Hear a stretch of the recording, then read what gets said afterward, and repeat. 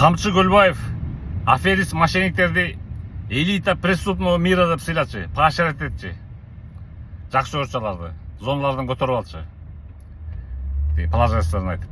Ну, конечно, аферист мошенниктерди буларда живой акча. А живой акчаны удаление деп ордун өсүнө берип атса, ошо камчынын өсүнө берип атса, анан камчы көрбөгөндөн анан мен жакшы көрмөк белем.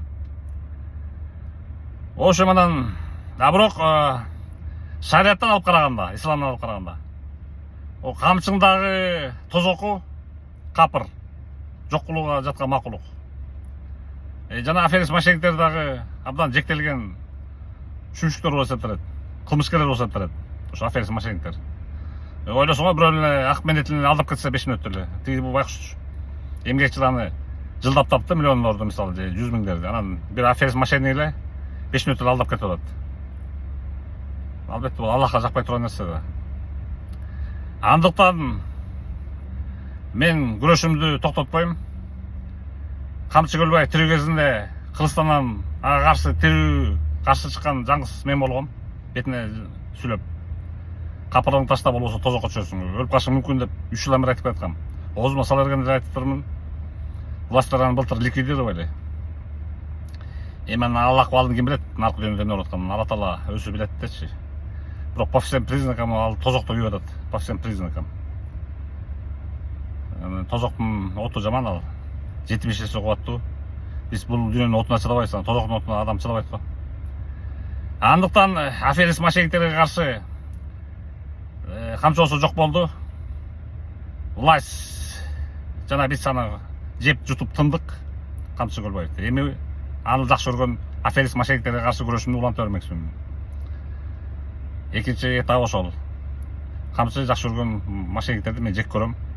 Андыктан алардын жүзүн ача берем. Шылдың кылам, беттерин ачып көрсөтөм. Азыр нагыл берет экен. Сен не имеешь? Какой еще как имею право? Коллекторная деятельность окот менен. Коллекторная. То есть выбивание долгов. Карыздарды кайтаруу. Бул Кыргызстан мыйзамдарында жазылуу. Бул запрещен эмес. Демек менин иш аракетим вполне закономерный. Коллекторная деятельность окот менен. Азыркы тилинин мыйзамы менен айтканда. А шарияттын тили менен айтканда Аллахтан сооп таап атам. Ошол кайтарып берип атам акчаларын. Өткөн видеомда айткандай 4 айда 57 миллион сомду кайтарып бердим. Жеп кеткендердин. Сооптатын Аллахтын астында.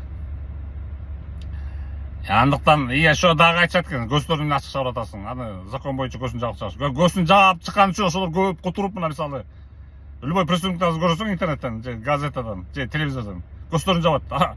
Көздөрүн жапкан үчүн алар кутурат да, көп атат да, аларды эч ким таанып атпайбы? Ким экенин ким билет? Сен деле көзүңдү жаап койсучу, эч ким тааныбайт сени. А мен көзүн ачык эле чыгарам, эмне аны мен көзүн жабышым керек аны. Каадал Антуан темеле. Каадалы кылып темеле, сыйлуу кылып. Көзүн ачык бадырайтып туруп чыгарам керек, сүйлөп туруп чыгарам керек болсо. А так меники закондуу. Коллекторный деятельность окот. Так что миллиондорун долларлап, сомдоп, 100 миңдеген акчаларын алдаткандар кайрыла, оозуңа да отурбагыла. Мен сотовый WhatsApp'ым 509 33 32 31. Голосовой эле чыгып койгон, түшүнөм. Голосовойду улам ачып угам. Улам ачып историянызды угамда фотографияны жиберип койсоңор, угам историянызды. Ана чалып анан мындай эле деп отурганда мен мындай чыгып унутам 5 мүнөттөн кийин сөзүңөрдү эмне сүйлөгөндү. А голосовойду ачып алып койгом. Голосовой эле стоп кылып WhatsApp жетиштүү болот. Ошол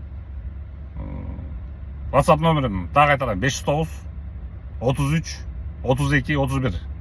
Чалгыла кайрыла. Мошенник аферисттерди жуукур алдамчылардын жүзүн сыйрый бермекчибиз. Ушунака.